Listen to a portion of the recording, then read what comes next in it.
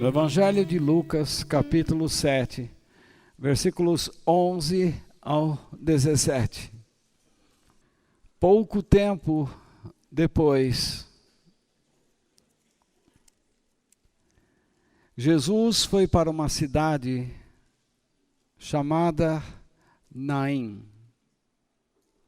Na verdade, era uma aldeia.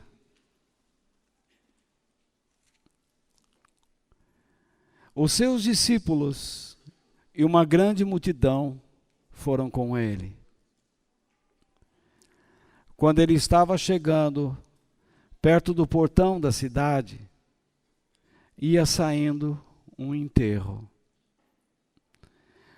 O defunto era filho único de uma viúva, e muita gente da cidade ia com ela. Quando o Senhor a viu, ficou com muita pena dela e disse: "Não chore." Então ele chegou mais perto e tocou no caixão. E os que estavam carregando pararam.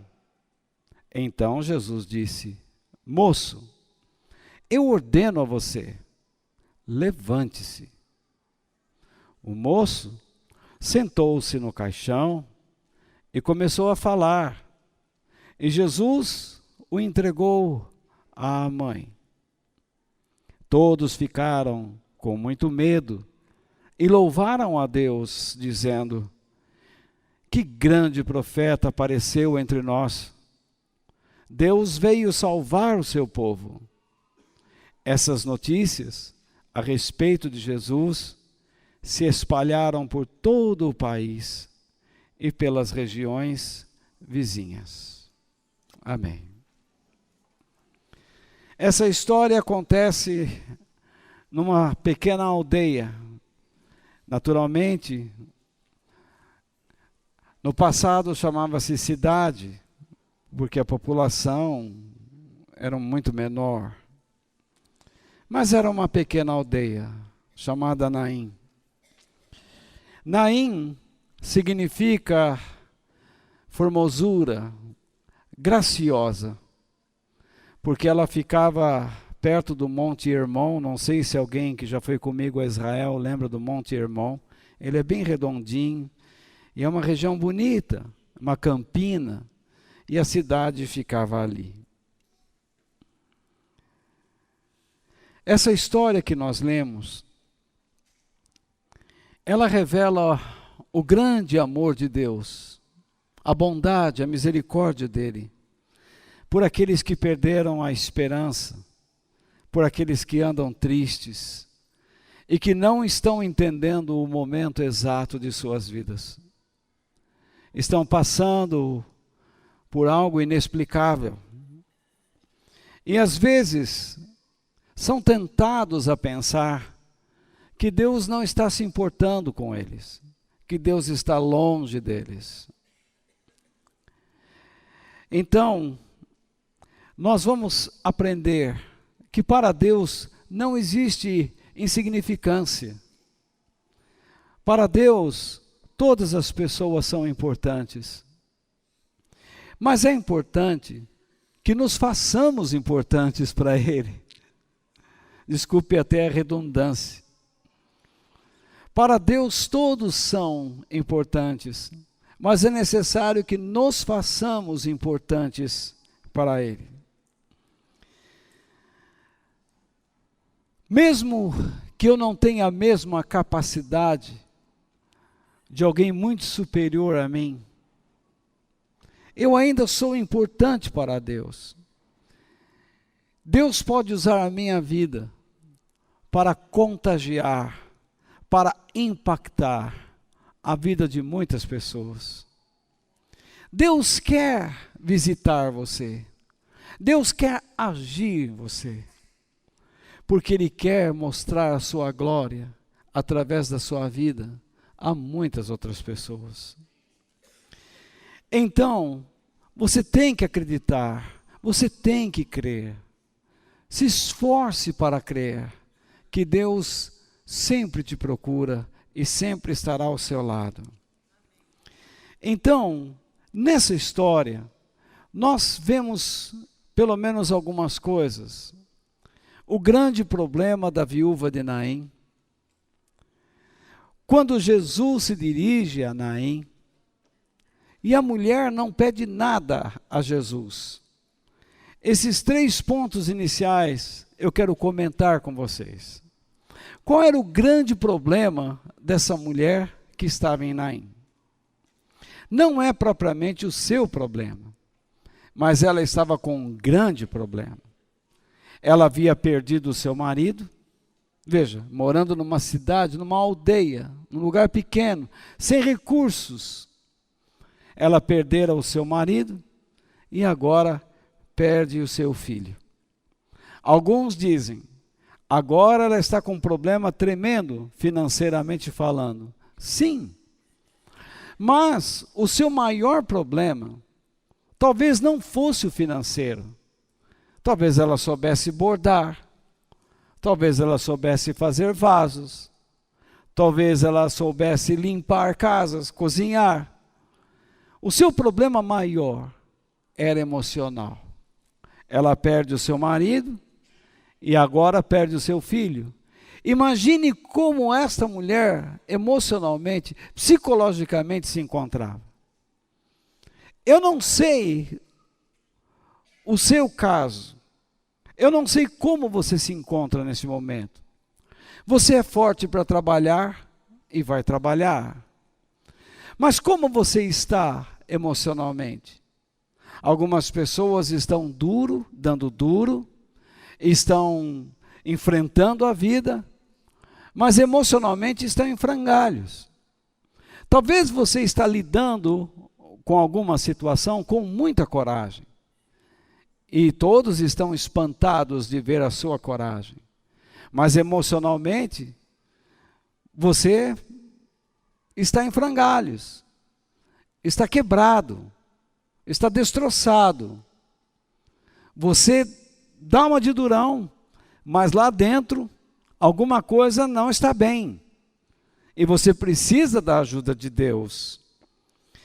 Imagine quando nós perdemos alguma coisa ou alguém que nós gostamos. Como é que nós ficamos? Imagine essa mulher perde o marido e depois perde o filho. Ela teria que enfrentar o quê? Uma vida solitária, uma vida triste. E isso para o ser humano é algo muito difícil. Viver uma vida de solidão, viver uma vida triste. Viver uma vida sem sentido, sem explicações, sem entender o que está se passando. Em muitas passagens da Bíblia, as pessoas vieram até Jesus e diziam, mestre, eu estou com um problema, ore por mim, não é? Eles pediam a ajuda do Senhor, pediam o conselho de Deus, mas essa mulher não conhecia o Senhor. Ela morava numa cidade tão distante, tão pequena. E ela vivia uma situação desesperadora. Ela não chegou, ela não pediu nada para Deus. E agora nós vemos neste texto que não é ela que toma a iniciativa. É o Senhor que toma a iniciativa. É Jesus que vai a ela. Isso é uma coisa que nós temos que aprender. Muitas vezes nós ouvimos pessoas dizendo, você tem que vir a Deus. E nós nos esquecemos que é Deus quem primeiramente vai à pessoa. Você só se encontrou com Cristo, porque Ele primeiramente visitou você. Você só está aqui nesta noite, porque Ele convenceu você de estar aqui. Do contrário, você não viria. Do contrário, você não estaria neste lugar. Você estaria em tantos outros, em lugares que você costuma ir, mas aqui você não viria. Jesus então se dirige a uma cidade ou uma aldeia chamada Naim. Por que Naim? Porque era formosura, era graciosa, devido ao lugar que é bonito. Ela está num lugar bonito, uma cidade pacata, uma cidade tranquila, mas o que estava acontecendo lá? Ela estava repleta de dor. Numa cidade pequena, quando alguém sofre, todo mundo fica sabendo de imediato. Ou não é assim? Eu não sei se vocês são de cidades do interior pequeno, mas eu já vivi em cidadezinha pequena do interior. Quando uma pessoa está passando um problema, todo mundo fica sabendo. E é interessante, antigamente, que todo mundo queria ajudar. Um fazia um bolinho, outro fazia não sei o quê, outro fazia coisa. E todo mundo ia lá, fazia café, e levava o bule, levava não sei o que mais, levava refresco para as crianças, levava docinho. Todo mundo queria fazer um agrado. Era assim antigamente. Vocês se lembram disso? Hoje, ninguém quer saber de nada, porque nós vivemos numa cidade grande. Então, se o vizinho está com problema, ele pode estar urrando lá de dor. O outro vizinho põe um tapa as orelhas lá, não quer nem saber. E não quer nem saber o que está acontecendo do lado. Nós vivemos hoje de uma forma isolada, por isso nós vivemos tristes. Eu, para dizer a verdade, eu não gosto muito de São Paulo. Eu já gostei de São Paulo, mas hoje eu não gosto mais.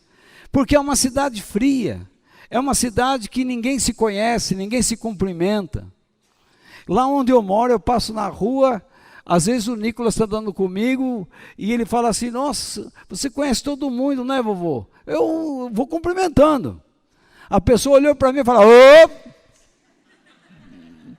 E ele responde lá, ô! Aí cria amizade. Então, às vezes a Denise ela fala para mim, você vai na padaria, mas eu vou marcar no relógio, você vai e volta. Porque eu sou que nem toco em curva de rio. Eu saio e fico proseando, conversando na rua e parando e falando com todo mundo e esqueço do que eu tenho que fazer. Porque eu sou assim, eu fui criado dessa maneira. Eu cresci dessa forma, falando com as pessoas, cumprimentando os outros, por causa da cidade pequena, um clima provinciano. Então em São Paulo não existe isso. Não existe isso. Então, veja bem, apesar da cidade ser pacata, o lugar ser bonito, a dor estava lá. Você pode mascarar a sua dor. Você pode estar mascarando a sua dor. Você pode estar dizendo, não, eu estou bem para todo mundo, mas lá dentro não. Você pode estar cheio de raiva. Você está com raiva, com mágoa. Você está cheio de ira. Você precisa mudar comportamentos, mas você não muda, você está mascarando, você diz assim, não, eu estou bem, mas lá no fundo, você não está. Quem olhasse de longe aquela cidadezinha ia dizer, olha que lugarzinho gostoso, olha essas campinas verdes, né, numa região oriental, cheia de areia, olha que lugar bacana, mas todo mundo estava sofrendo. E agora? Não é? Eu ouço pessoas dizendo às vezes assim, quando você tem fé, você tem que pensar grande, você tem que pensar em coisas maravilhosas. Eu ouço pregador dizendo, eu quero igreja grande. Eu ouço pessoas dizendo, não, eu vou fazer um trabalho, eu vou alcançar 1 milhão. Jesus foi para um lugar que quase inexistia. Olha a diferença. Jesus, ele fazia milagres e agora ele está seguindo por uma cidadezinha que não era proeminente. Era uma cidade praticamente esquecida. E o que ele pretendia lá? Ele foi lá por quê? Porque Deus quis. Porque Deus quis. Eu pergunto, quem era eu? Eu não era nada. Mas Jesus veio e visitou minha vida. Quem era você? Não era nada. Mas Jesus veio e visitou sua vida. Você talvez era uma pessoa desesperada, tomando calmante a noite inteira. Talvez você vivia embriagado, você vivia drogado. Você era como se fosse assim, as pessoas diziam, eu não aguento mais essa pessoa, mas Jesus veio e visitou sua vida e transformou você. Jesus está indo numa cidade que ninguém iria. Uma pessoa que só fala de coisas grandes, de números, de quantidades, não iria. Mas ele foi. Ele foi por causa de uma pessoa. Por causa de uma mulher. De uma viúva que estava lá sofrendo. Deus o enviou lá. E olha o que aconteceu naquele lugar. Ele vai ressuscitar o filho desta mulher. E aquele lugar pequenininho vai influenciar todo um país. Vai influenciar as regiões vizinhas. Porque não importa, para Deus não existe insignificância. Para Deus não existe pessoa que se diz que não tem importância. Você é importante para Deus e Deus ama a sua vida e Ele quer realizar algo no seu coração a fim de impactar outras pessoas. Quando Jesus chega ali com seus discípulos, a mulher não pede nada a Ele, nada. Por quê? Por causa daquele lugar, era tão esquecido, que eles não sabiam nada do que estava acontecendo ao redor. Eles não sabiam nada, não tinham noção de nada, eles não tinham noção de nada. A viúva sequer conhecia Jesus. Vocês estão comigo ainda? Aquela mulher, quando vê Jesus vindo, um grupo de pessoas talvez, que vem lá do deserto, vai passar por aqui para tomar água e seguir caminho. Mas quem está diante dela? O Rei dos Reis e o Senhor dos Senhores. Quando Jesus apareceu a você, quando Ele entrou na sua vida, você não sabia quem Ele era. Talvez você frequentava a igreja, você tinha a Bíblia, mas quando Ele se revelou a você, foi totalmente diferente. O toque dEle, a impressão que fica na vida daquele que realmente foi tocado por Deus, quando a gente fala, quando Jesus tocou você, essa pessoa não aguenta, ela tem que dizer realmente amém, glória a Deus, porque o toque do Senhor mudou, transformou, Ele encheu o coração, mudou a vida da gente, mudou a vida da gente. Esse milagre que o Senhor vai realizar na cidade de Naim, revela a condição humana, como nós suportamos mal as dificuldades de nossas vidas, como nós não sabemos suportar, como nós choramos amargamente as nossas mazelas, como emocionalmente nós somos instáveis, como nós não sabemos nos controlar. Todos nós temos grande dificuldade para nos controlar.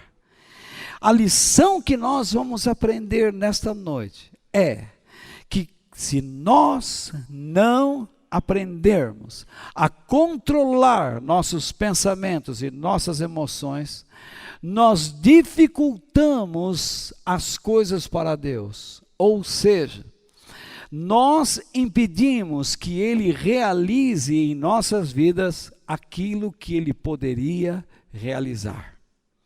Se você se submeter às suas emoções e aos seus frágeis pensamentos, você dificulta a ação de Deus em suas vidas.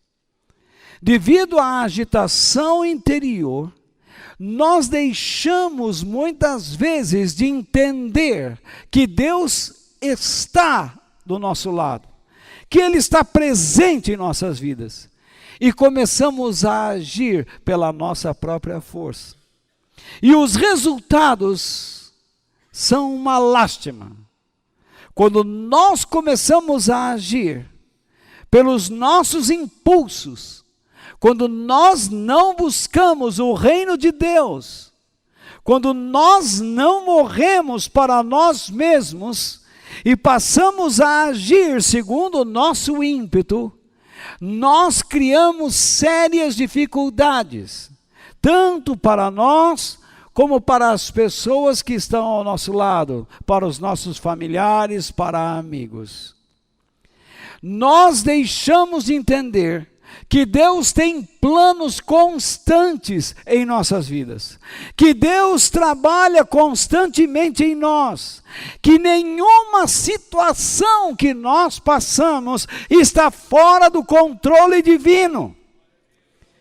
Tudo que estamos passando está debaixo do olhar de Deus. Nada escapa do seu olhar. O Senhor é o meu pastor e nada me faltará, disse Davi. Nada nos faltará quando nós somos dirigidos por Deus. Ainda que eu ande pelo vale da sombra da morte, disse ele no mesmo salmo, o Senhor está comigo, a tua vara e o teu cajado me consolam, isto é, me dirigem e me protegem. Deus está dirigindo nossas vidas, então existirá proteção. Se eu estou dirigindo a minha própria vida, eu dificulto a proteção divina. Esta é a grande verdade. Nesta passagem, meu irmão, nós aprendemos que Deus não é insensível à dor humana. Deus não é insensível a você. Portanto, não diga que Deus se esqueceu de você, porque Ele não faz isso. Ele não é insensível. A Bíblia diz: e buscar-me-eis e me achareis, quando me buscardes de todo o vosso coração. Os ouvidos do Senhor não estão fechados para aqueles que clamam por Ele. Talvez Ele não fará o que você quer, mas Ele fará algo extraordinário na sua vida. Nem sempre Deus fez aquilo que eu quis, porque eu sou muito interesseiro, eu tenho interesses pessoais. E Deus precisa quebrar o meu orgulho, Deus precisa quebrar o meu egoísmo, e para isso Ele não fará aquilo que eu quero. Mas o que é importante para mim, o que é melhor para mim, isto com certeza Deus fará. Se Deus precisar me curar, Ele vai me curar. Se Deus achar que eu devo passar pela vida quase que rastejando, mas com coragem, então Ele me dará coragem e sabedoria. Deus sempre nos ensinará a viver de um modo correto e de um modo digno. Deus não abandona aqueles que confiam nele. Deus não abandona. E Deus sempre vai buscar pessoas. Ele está sempre visitando pessoas. Ele sempre está enviando alguém diante de alguém. Não importa se você crê ou não crê nele, sempre alguém estará diante do seu nariz para lhe falar algo importante. É isso que nós vamos ver aqui. Nesta passagem, nós temos que compreender mesmo o quanto Jesus ama o ser humano, o quanto Deus ama, o quanto Ele se preocupa conosco. E Ele não tem prazer no nosso sofrimento, apesar de permitir que soframos. O apóstolo Paulo orou 3 vezes a Deus: Deus, me livre deste sofrimento. Mas Deus diz: a minha graça te basta. Porque Paulo tinha uma tendência para o orgulho, e a única maneira de quebrar isso era permitindo que ele ficasse com aquele espinho na carne. Talvez você não goste muito de uma situação que está passando, e isso não quer dizer que Deus não esteja em sua vida. Isto não quer dizer que Deus não esteja no caminho que você está, mas significa que o processo que Ele está usando na sua vida é diferente da pessoa que está ao seu lado. Ele está trabalhando de um modo diferente da pessoa que está do seu lado. Você não pode achar que Deus vai trabalhar da mesma forma como trabalha na vida deste ou daquele, de A, B, C e D. Não é assim. Deus trabalha de modo distinto, porque Ele está aperfeiçoando o nosso caráter, a nossa personalidade. Compreendeu? Sim ou não?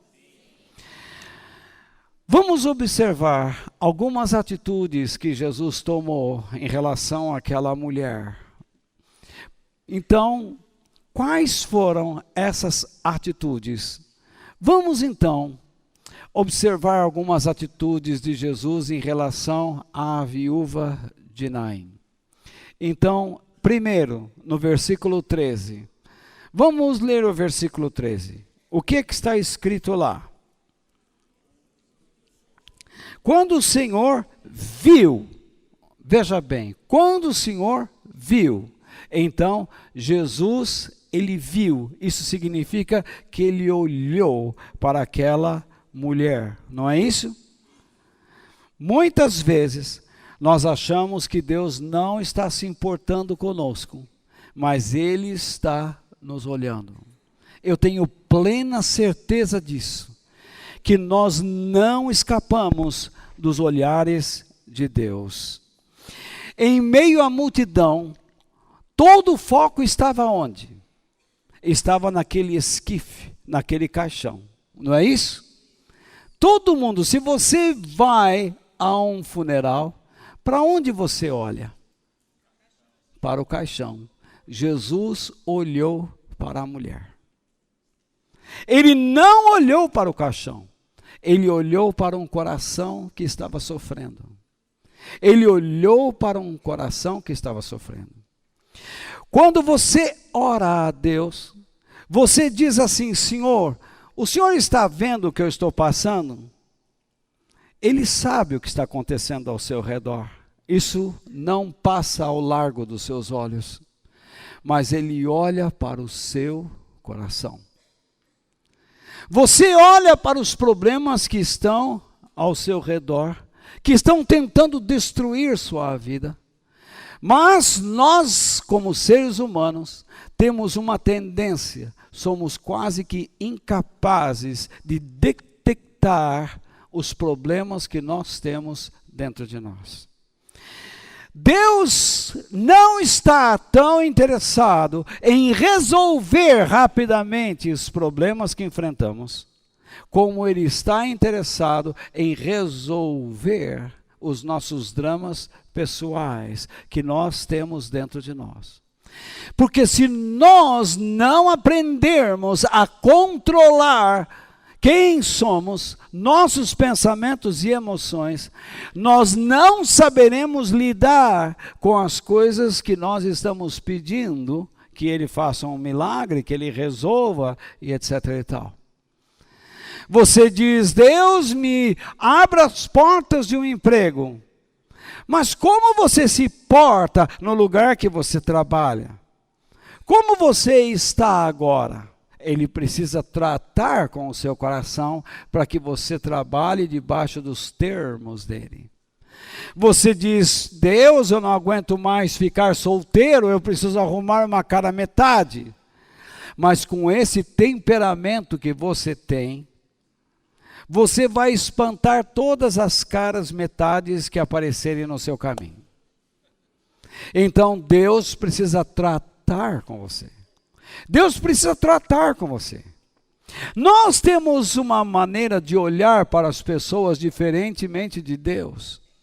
O homem olha, parece que vocês não estão comigo. Sim ou não? O homem olha para a aparência, mas Deus olha para o coração. Percebe? Nós achamos que o problema de nossas vidas são as pessoas, mas o maior problema de nossas vidas somos nós mesmos. Nós temos o hábito de olhar para alguém e dizer: eu merecia ser feliz, ele não. Mas Deus diz: você não é uma pessoa feliz e abençoada porque não quer. Porque você olha para o outro e julga. Deus não está interessado que você olhe para outra pessoa, mas Deus quer que você olhe para dentro de si. Observe o conselho do apóstolo Paulo quando nós vamos participar da Santa Ceia. Ele diz: examine-se, pois, o homem a si mesmo. Isto é, aprenda a discernir, aprenda a a palavra é difícil. Aprenda a percrustar, aprenda a examinar, aprenda a discernir, aprenda a pesquisar a si próprio. Olhe para cada detalhe da sua vida e perceba se você se encaixa nos princípios da vontade de Deus. Quando Jesus disse: busquem primeiramente o seu reino e a sua justiça, o que ele estava dizendo? Busque se colocar debaixo da orientação de Deus por meio de uma vida que o agrada. O verdadeiro cristão, ele quer viver para agradar a Deus e não a si próprio. O nosso grande problema é que nós sempre estamos tentando agradar a nós mesmos. E em outras vezes, para agradar a nós mesmos, nos vendemos a um outro condicionamento. Tentamos falsamente agradar outras pessoas, fazemos uma política suja, fazemos uma barganha, vendemos uma imagem, queremos dourar uma pessoa para que essa pessoa goste de nós. E aquele relacionamento então é falso, ele não tem bases sólidas. Muitas pessoas às vezes quando vão orar a Deus, tentam mentir para Ele, dizendo: Senhor, Tu me conheces, Tu sabes que sou pequeno, Tu me conheces, Tu sabes que eu não consigo. E Deus está gritando: mas você não tenta, você não aceita, você não enfrenta, você não toma as rédeas da vida, mas você fica se iludindo com aquele tipo de conceito. Deus me conhece, Deus sabe que eu amo. Quem ama a Deus obedece aos seus mandamentos. Se você não tem disposição para obedecer a Deus, isso significa que você não o ama. Mas Deus não tirou os olhos de você. Ele olha para dentro de você e quer consertar. Por isso, o segundo ponto, ainda no versículo 13, Jesus teve pena dela, teve misericórdia dela. Está lá no verso 13, vamos ler? Quando Jesus a viu, quando o Senhor a viu, o que ele fez? Ficou com muita pena dela. O que significa ter pena? O que significa ter misericórdia? Algumas pessoas pensam que ter misericórdia é você ter uma ação assim: poxa, coitado, então eu vou dar tudo que eu tenho para essa pessoa. Nem sempre isso é um ato de misericórdia. Às vezes é um ato de estupidez. Muitas vezes Deus nos chama para termos pena de alguém e darmos roupa, darmos comida. Mas noutras oportunidades, Deus nos chama para termos pena de alguém, não para darmos roupa, comida ou qualquer coisa assim, mas para darmos uma palavra de direção. Porque a situação em que essa pessoa está é causada pela sua própria, pelos seus próprios erros. Ele está numa situação de erro, de desobediência. Então o que ele precisa? É de roupa, de comida? Não. Primeiramente ele precisa de direção, de correção, de disciplina. E é o que Jesus vai dar a essa mulher. Quando Jesus olha para ela, ele nota nela uma atitude errada. Ela está completamente desequilibrada. E então nós chegamos ao terceiro ponto, que Jesus disse à mulher o quê? Não chore. Você precisa entender o que significa esse não chore. Quando você lê esse texto, você diz assim: poxa, a mulher, ela está chorando, perde o marido, perde o filho, é justo que chore. É errado chorar? por alguma razão você entende que Deus condena quem chore? Jesus não chorou? Quando? Durante a morte de Lázaro. Jesus chorou. É o menor versículo da Bíblia. Jesus chorou. Ele não condena quem chora. Mas a atitude dessa mulher chorando é que é. O termo chorar aqui é que ela estava berrando. Berrando, gritando e reclamando, junto ao esquife. Ela vinha junto com o seu filho que estava morto. Ela vinha berrando, gritando como uma criança. Sabe uma criança levada? Sabe? Uma criança levada que berra. Outro dia eu estava numa padaria, fui tomar um café, e toda padaria tem aqueles doces, aquelas guloseimas. E a criança começou a berrar com a mãe que queria, a mãe disse, não, agora não, agora não. E a criança começou a pegar aqueles negócios e atirar no chão. Aí a mãe disse, meu filhinho, agora eu vou ter que pagar isso daqui. Foi lá e pagou e acabou dando o doce que a criança queria. Na próxima vez ele destrói o balcão. Não é verdade? Da próxima vez ele destrói o balcão. O que esse moleque precisava era pegar o doce, enfiar um na orelha aqui, outra orelha aqui, não é? E tomar umas belas de umas palmadas, para largar a mão de ser idiota, viu? Então, veja só, a verdade é essa, viu? Precisa tomar umas cacetadas, para aprender disciplina e educação. Jesus não condenou a mulher porque ela estava triste, mas Jesus estava dizendo, mude a sua atitude. Era isso que ele estava dizendo. Ele não se apresentou, ela não o conhecia. Como é que esse estranho chega para mim e diz assim, pare com esses berros? Você não tem vergonha? Você não teme a Deus? Vamos pensar assim, vamos ampliar a ideia. Você está culpando a Deus por essa situação? Você está culpando tudo e a todos e a vida por esta situação? Você não crê que Deus está tomando conta de você? Quantas vezes você e eu já vimos pessoas reclamando, berrando, passando do limite da lamentação, entrando num estado de amargura devido a um problema que ela está passando, culpando Deus, culpando pessoas, culpando situações, culpando todo o mundo.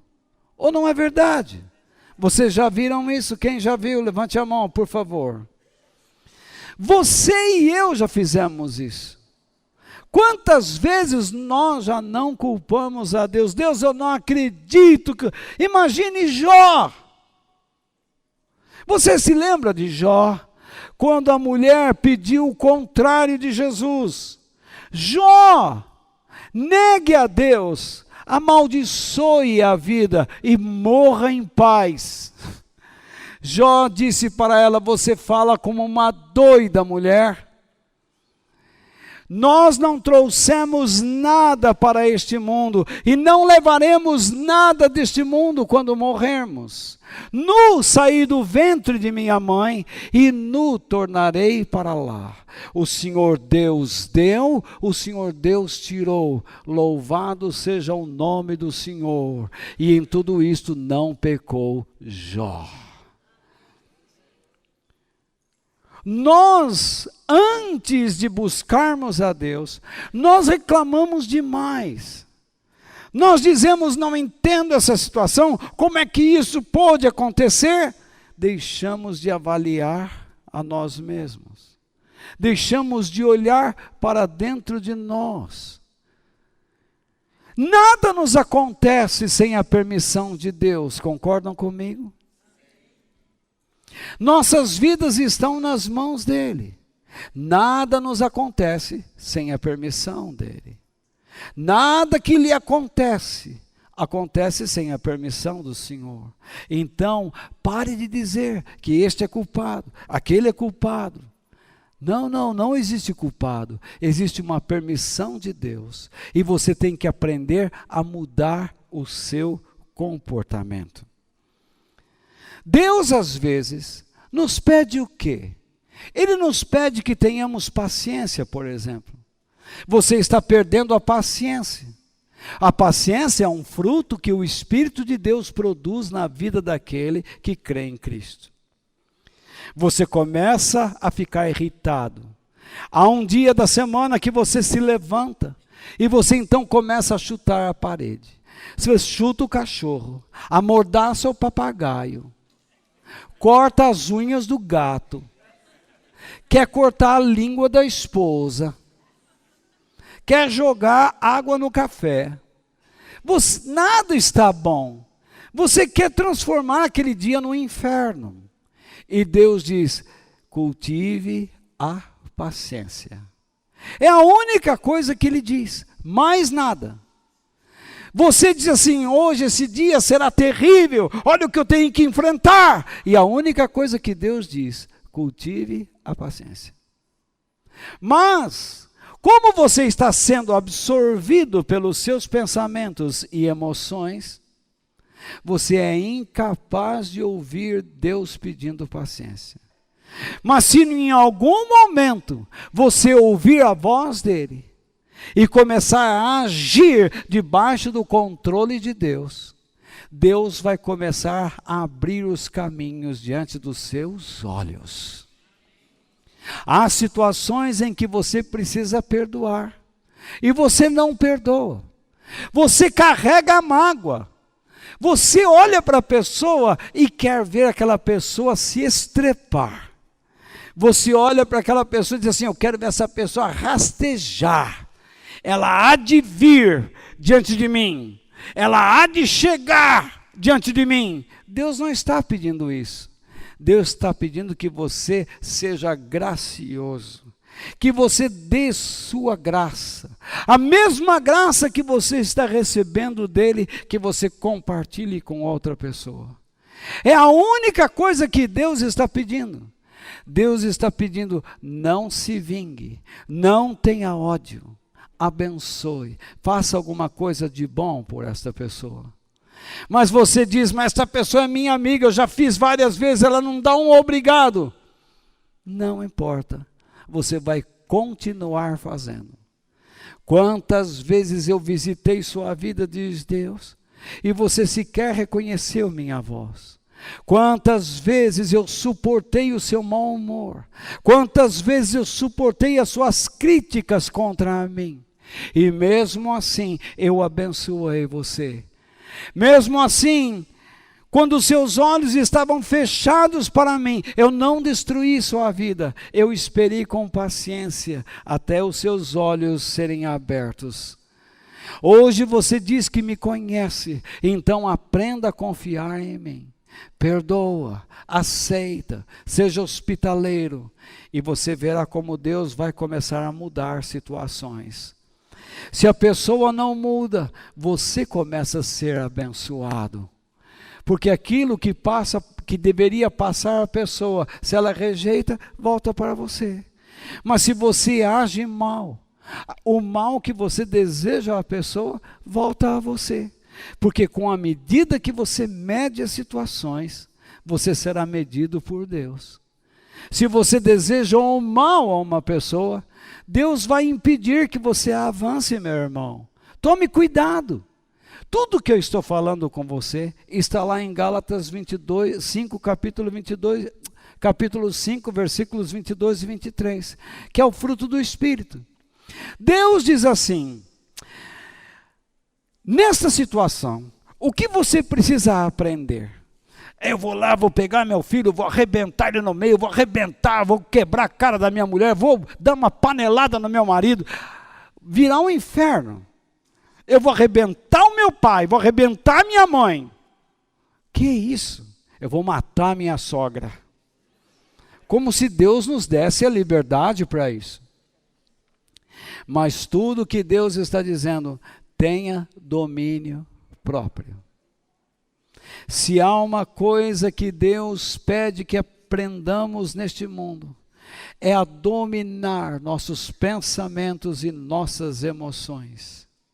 Ninguém está ensinando isso, meu irmão. Ninguém está ensinando isso. As pessoas vão na igreja e não têm mais prazer em aprender. Eles querem simplesmente entrar, sentar, que o pastor faça umas orações lá, não prestam atenção, cultuam a Deus de qualquer jeito, acham que saíram de lá abençoados, que podem viver como querem, mas não é assim. Brilhe a luz de vocês diante dos homens, para que eles, vendo as obras que vocês fazem, glorifiquem o Pai de vocês que está no céu. Foi isso que Jesus disse. Ele diz: aprendam a se dominar. É fácil? Não é. Você vai conseguir se dominar todas as vezes? Não. Mas em algum momento você tem que começar a fazer isso. Porque esta é a vontade de Deus. Você tem que aprender a se dominar. Tem um amigo que sempre chega até você e conduz você para um lado que entristece sua família. Por que você tem que sair com aquela pessoa? Aí você diz: eu não aguento, eu não sei o que acontece. Você tem que aprender a dominar. Então você diz: hoje não, muito obrigado. E não, e não. E sai, vai para o seio da sua família. Lá é o teu lugar. Torne a sua família mais forte. Torne a sua família mais feliz. Abençoe a sua esposa ou seu marido. Abençoe os seus filhos. Abençoe os seus pais. Aprenda a dominar. Aprenda a dominar. Aquele pensamento que diz: vida desgramada, ó céus, ó terra, ó mar, eu ainda vou me matar. Não diga isso. Aprenda a se dominar. A vida é boa. Hoje é o dia que o Senhor nos deu. Esse é o dia que o Senhor nos deu. É um dia de bênção, é um dia de felicidade. Eu posso fazer muitas coisas para Deus, abençoando outras pessoas. Em vez de você ficar se lastimando, em vez de você ficar reclamando, pense em como você pode ser útil nesta vida e útil a outras pessoas. Então, há momentos em que você precisa entender que você é não insignificante, mas ineficiente. Insignificante é uma coisa, ineficiente é outra coisa. Às vezes você não sabe lidar com a situação e você precisa aprender. Talvez você não esteja lendo a Bíblia como deveria, ou não a está compreendendo perfeitamente. É para isso que nós temos grupos pequenos, onde as pessoas se reúnem, compartilham, trocam ideias, trocam experiências e aprendem juntos a mente de Deus. E nós queremos chamar outras pessoas para estarem conosco. Não porque nós queremos encher a igreja, não é isso. Lógico que nós queremos mais pessoas ouvindo as coisas de Deus. Mas nós queremos que as pessoas se ajustem, comecem a entender quem elas são, comecem a perceber o sentido divino para as suas vidas, que elas não se percam nos seus caminhos. Esta mulher está saindo de uma cidade para enterrar o seu filho. Ela está completamente perdida. E Jesus olhou para ela. O problema estava nela. O problema do defunto é fácil para ele. Mas mudar um coração não é fácil. Nem para Deus. Compreende? Ressuscitar uma pessoa, curar um câncer, curar uma enxaqueca, curar uma cegueira, Deus pode fazer isso. Eu já vi isso ao longo da minha vida. Deus curou meu coração, Deus curou minha cegueira. Eu tive uma infecção na córnea terrível, eu já contei isso a vocês. Deus me curou de uma encefalite em último grau. Jesus entrou naquele quarto e disse: levante e saia. Ele me curou, é fácil, mas como é difícil para ele domar o meu coração. Como é difícil para ele ter o meu coração nas suas mãos. Não é à toa que ele diz: filho, filho meu, dá-me o teu coração. Não é? Dá-me o teu coração, porque é difícil. O que Jesus está pedindo para esta mulher é que ela mude o seu comportamento. Ela precisa mudar o seu comportamento. Ela precisa dar o seu espaço, o seu momento para Cristo. E é o que nós precisamos fazer nesta noite. Você está passando por lutas, você está sofrendo, você está chorando, você está triste, você está amargurado, você está esperando que Deus faça algo na sua vida? Eu também. Então nós precisamos fazer o quê? Nós precisamos mudar a nossa maneira de pensar. Nós precisamos mudar o nosso comportamento. Nós precisamos nos colocar debaixo dos termos de Deus. Nós precisamos reconhecer a nossa ineficiência. Enquanto você começar a dizer: eu não sou digno, Deus nunca vai atender minha oração, isso é insignificância. Deus não quer que você tenha esse tipo de comportamento. Deus quer que você reconheça a sua ineficiência, a sua incapacidade de agir como Ele gostaria que você agisse. Ele quer que você seja verdadeiro. Deus, eu não estou sendo capaz, eu sei o que eu tenho que fazer, mas eu não estou sendo capaz. Sem a tua ajuda, eu não consigo. Então você vai perceber que Deus começa a encher o teu coração. Os humildes, os que temem a Deus, têm a sua presença.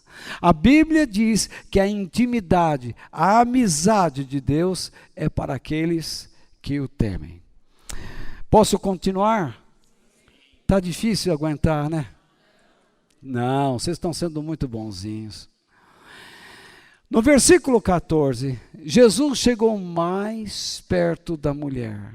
Então veja só, veja lá o que diz. Então ele chegou mais perto. Percebe uma coisa? Vou voltar. Veja só. Jesus, ele olha para a mulher. O problema está lá. O problema não está no caixão. Não foi isso que nós vimos? Então Jesus olha para ela e a vê com um olhar de misericórdia. Ele vê a mulher e diz: o problema está nela.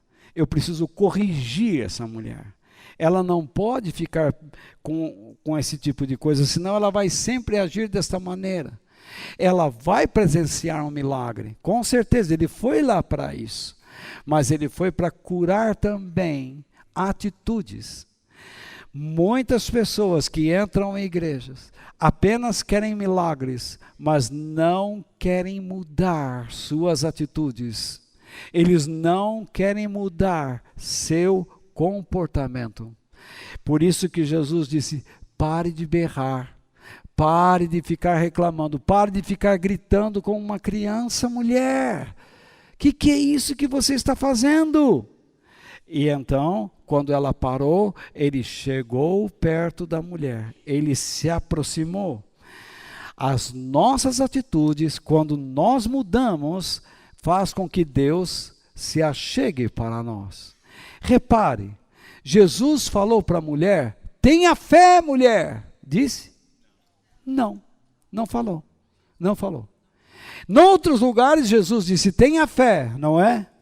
Muitos pregadores, quando você chega num lugar e diz assim: se você tiver fé, Deus vai fazer. Não, nem sempre.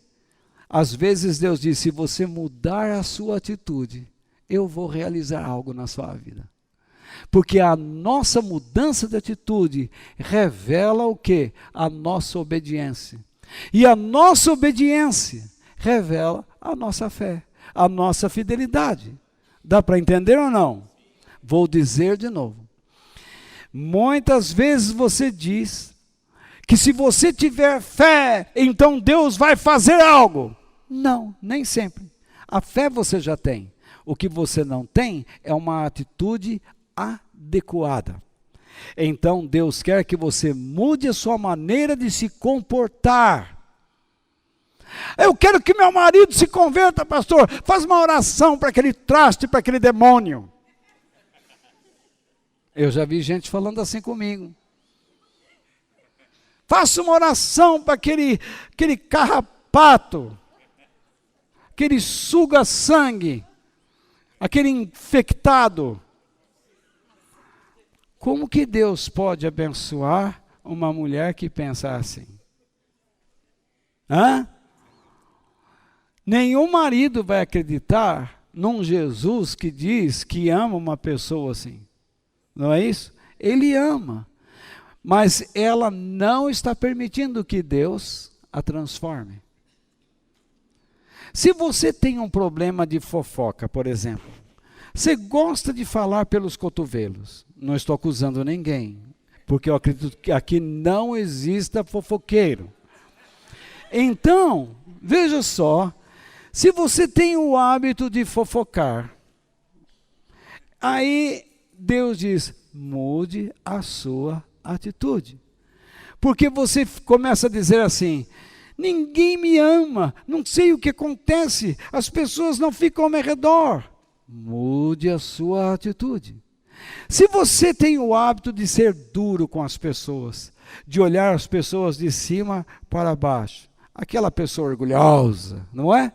Deus diz, mude a sua atitude. Seja humilde. Enquanto você não mudar sua atitude, Deus não fará nada. Deus não pode mudar. Deus começa sempre a trabalhar a partir daquele que se dispõe a estar nas suas mãos. Se você não se dispor a estar nas mãos de Deus, Deus não consegue realizar nada. Por incrível que pareça. Moisés aprendeu isso, Abraão aprendeu isso, Davi aprendeu isso. Eles tiveram que mudar suas atitudes, eles tiveram que mudar o seu comportamento. Você quer ser uma pessoa abençoada por Deus? Não basta simplesmente você dizer, eu creio, eu tenho fé. Prove que você tem fé. Mude as suas atitudes.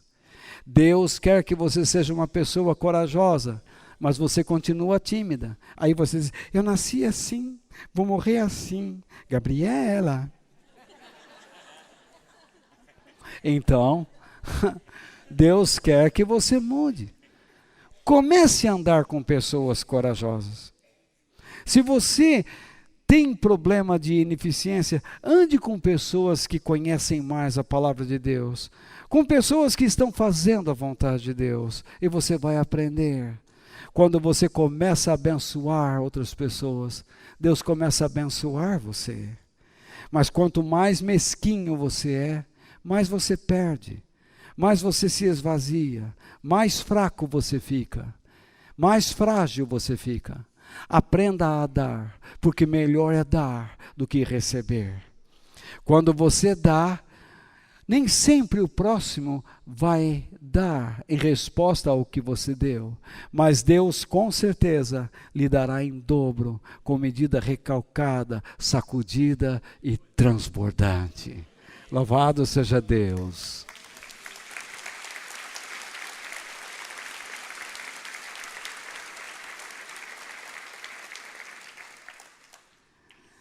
Jesus não exigiu fé da mulher, mas apenas disse, não chore.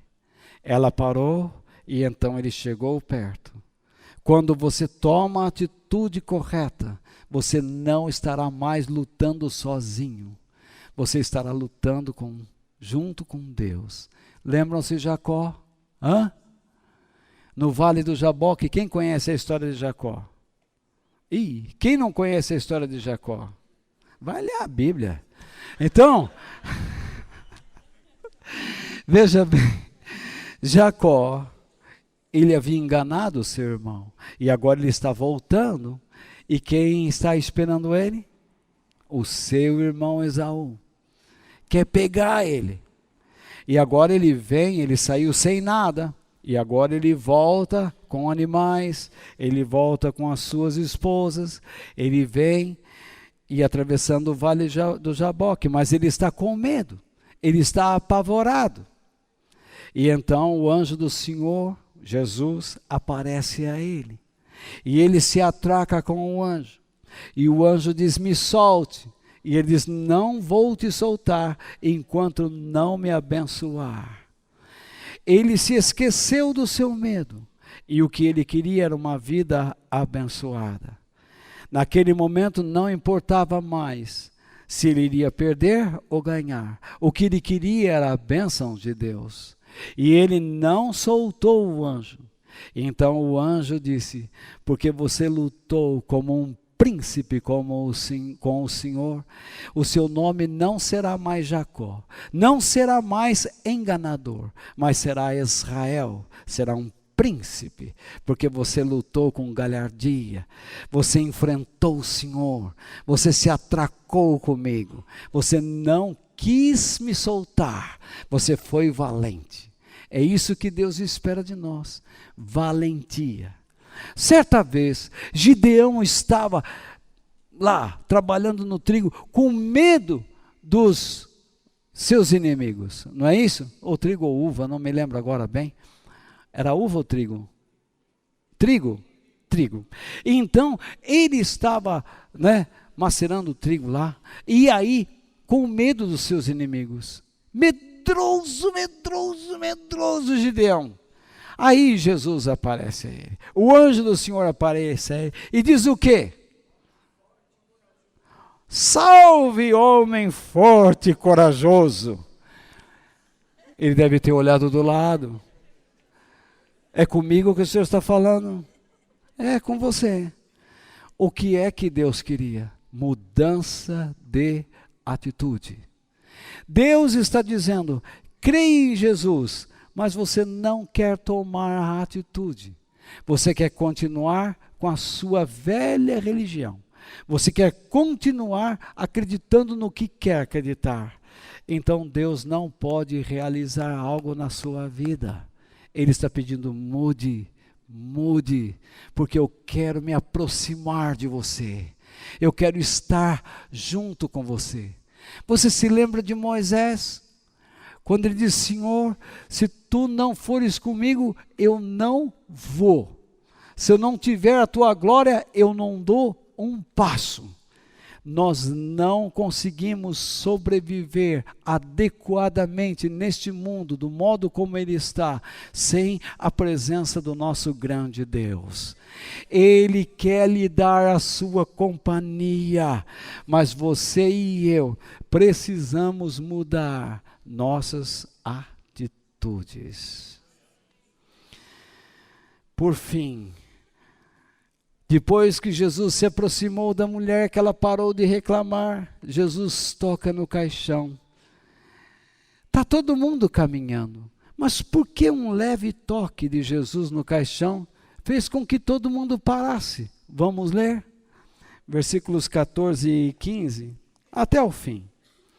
Então ele chegou mais perto e tocou no caixão, e os que estavam carregando pararam.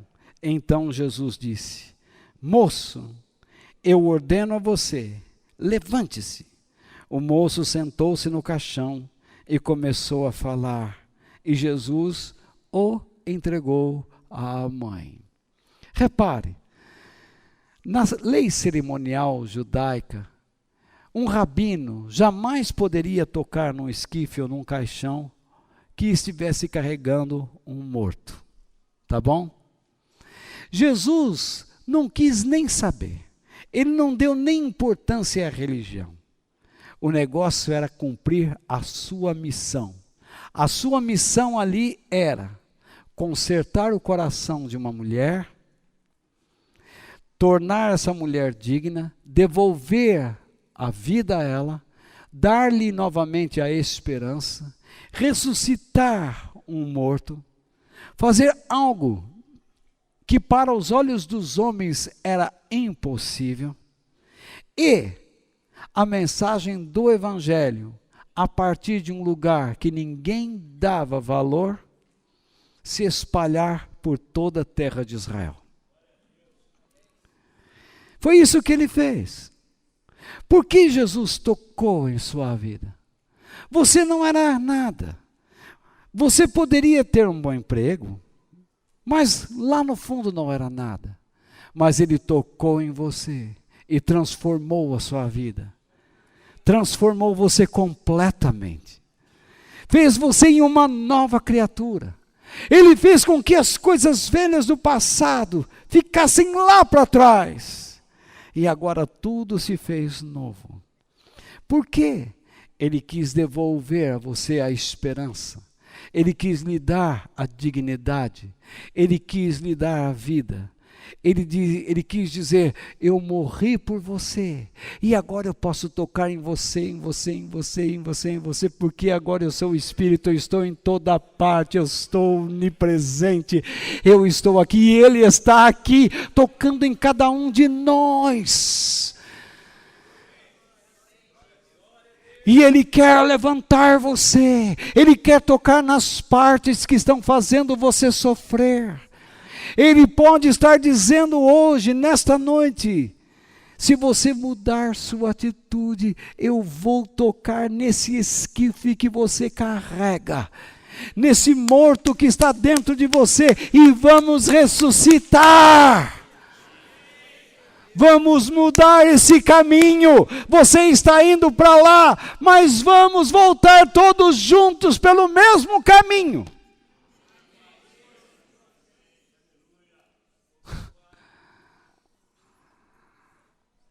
O cortejo estava indo para a esquerda e Jesus está indo para a direita. Nada de esquerda e direita. É uma forma de falar. Mas Jesus está indo para a direita. Então, quando eles se cruzam, Jesus quer interromper aquela caminhada.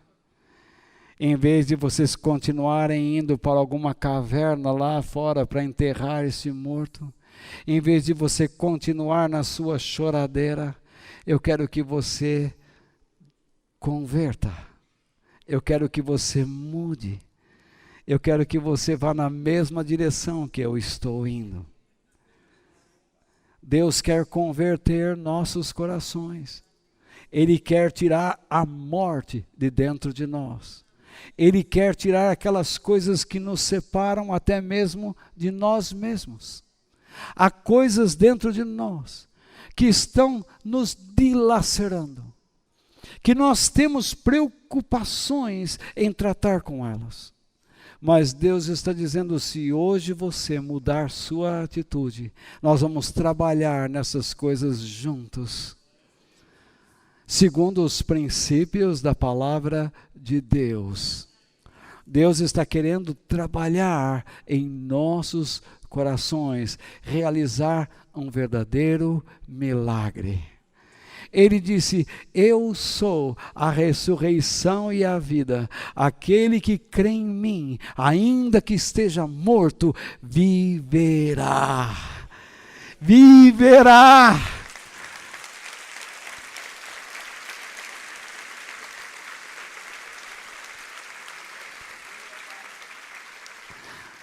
Você imagina então, todo mundo parou, e Jesus agora ele tira a atenção da mulher e olha para o esquife. Uma vez que está consertado as emoções, agora ele olha para o problema. E então ele diz, moço, jovem, eu te ordeno, levanta, saia da morte, venha para a vida.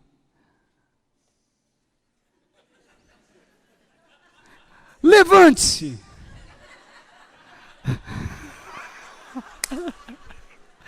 Levante-se.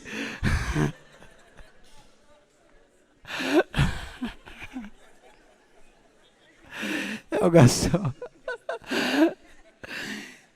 Ele olha para aquele moço. Levante-se. Imagine a cena. Imagine a cena. O rapaz senta, os caras segurando aquele peso, e ele sentado, e começa a bater um papo com Jesus. Começa a conversar. Conversar o quê? O que ele viu? O que ele tem para dizer? Ele olha a sua mãe, a mãe olha para ele, a mãe não tem coragem de chegar perto dele, porque Jesus, o texto diz que Jesus diz: mãe, toma aí o teu filho, traz de volta. Jesus o entregou à mãe, a mãe ficou boquiaberta, parada. É isso que acontece muitas vezes conosco. Muitas vezes eu ouço pessoas, e até mesmo eu falando: olha, eu estava numa situação, não entendo como tudo isso aconteceu. Na verdade eu sei como que aconteceu, foi Deus. Mas Deus agiu de uma forma tão sobrenatural, que eu sou capaz de dizer: não entendo como isso aconteceu, mas foi Ele quem agiu. Deus está querendo agir de uma maneira que irá nos deixar boquiabertos. Então, a principal lição: mude a sua atitude. Mude a sua atitude. Deus não está longe. Diante de todas essas coisas que nós vimos, o que nós precisamos aprender? Que atitudes nós devemos ter? Creia que Jesus se preocupa com você e o procura. Primeira atitude.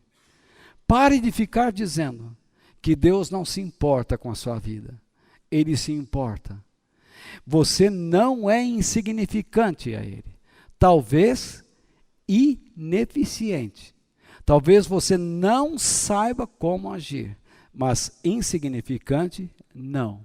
Segunda atitude: jamais duvide da misericórdia divina.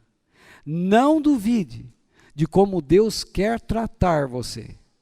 Quando eu falo de misericórdia, lembre-se, eu não estou dizendo que Deus fará tudo o que nós queremos. Misericórdia significa que quando Deus olha para nós, Ele sente pena.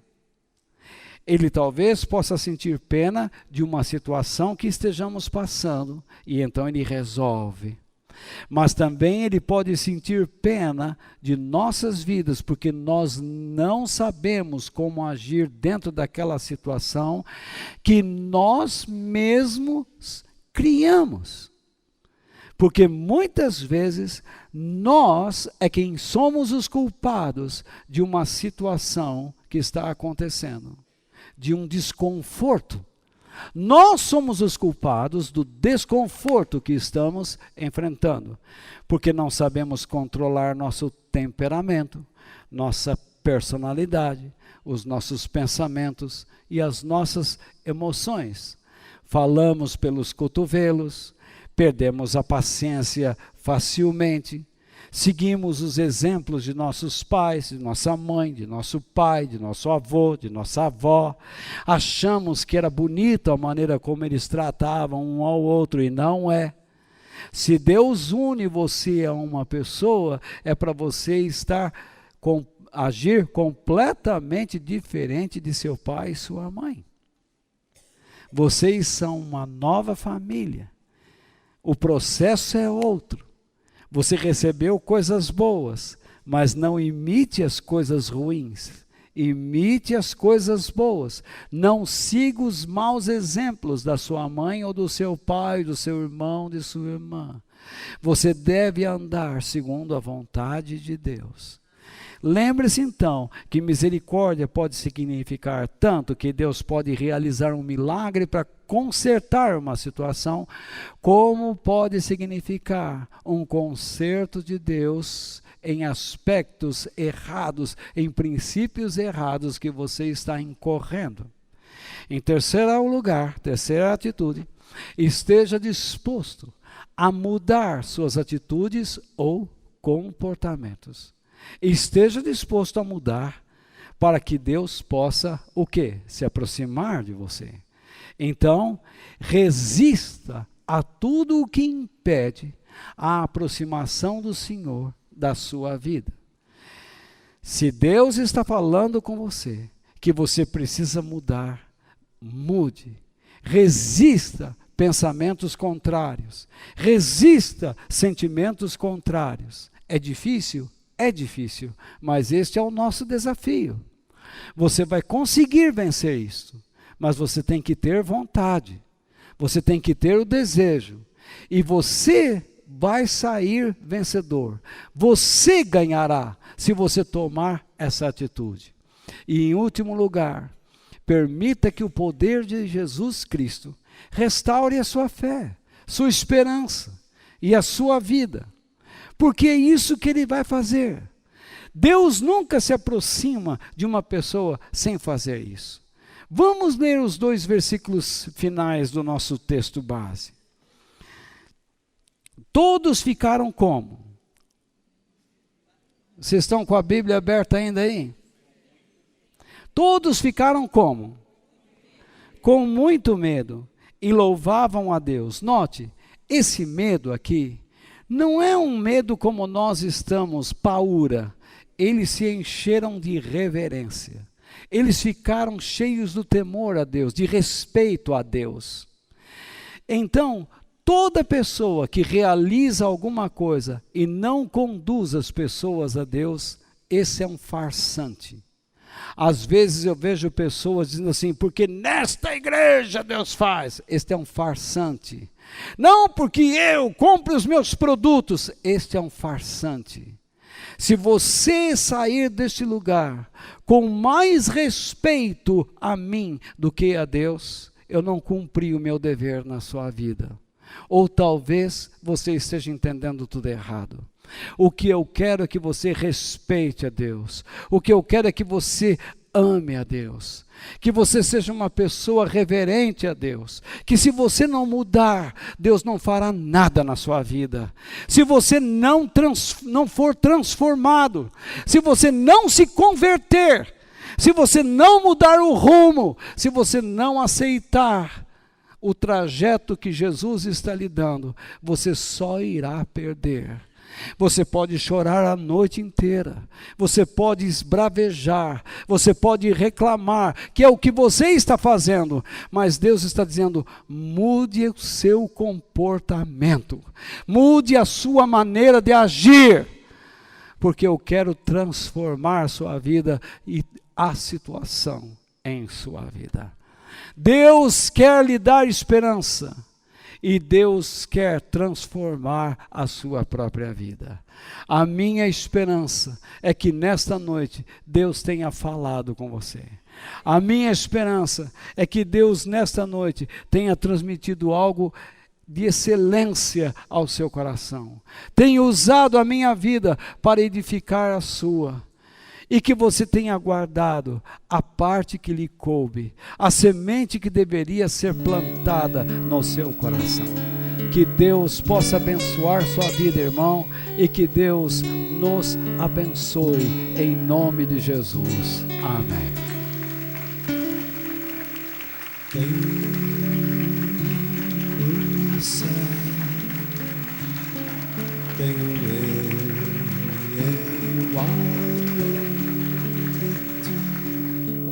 E na terra em quem tenho mais prazer,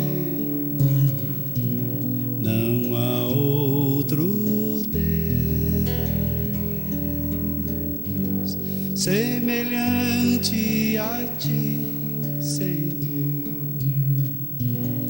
és a minha